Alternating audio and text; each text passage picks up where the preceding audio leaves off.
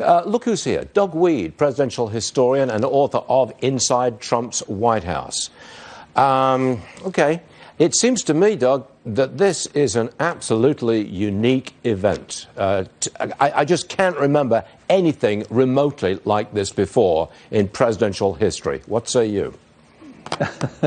There was a very important event. It's interesting that you've forgotten it, and that's the Spanish flu. Historians say between 50 I wasn't and around, 100. Doug. I'm an old guy. I mean, at the time. But, I don't remember that Well, one. I was just a little kid then, too. But almost 100 million people died, and Woodrow Wilson did everything wrong. He encouraged public events. He told mayors and governors to have military parades because he was trying to recruit soldiers for World War I.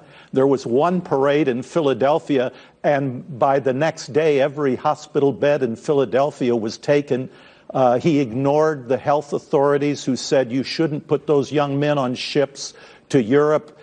Tens of thousands of young American soldiers died on the ships of the Spanish flu.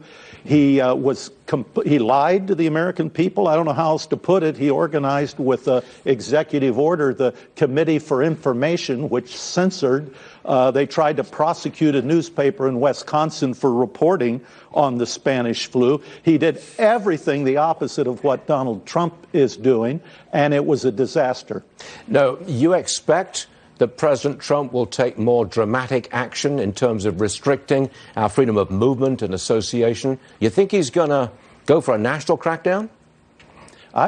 What he's doing right now, from the standpoint of history, is almost perfect. It looks like he was born for this moment.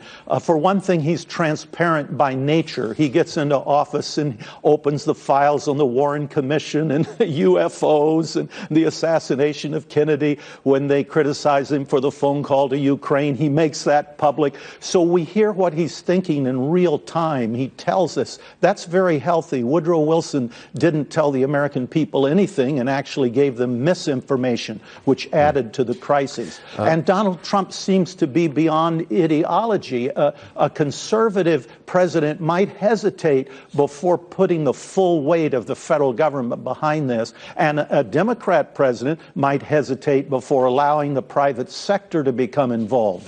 Obama, as you know, had all these regulations against private clinics who are now trying to vaccines. So with Trump, you've got a man born for this moment. He unites Walmart and Target and Pelosi and Mnuchin. He's willing to use the government. He's willing to turn loose the private sector.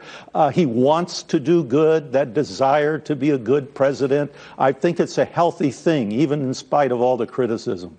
Doug, thanks very much for being with us and bringing with us your lengthy experience. Very good. Thanks, Doug. You're all right.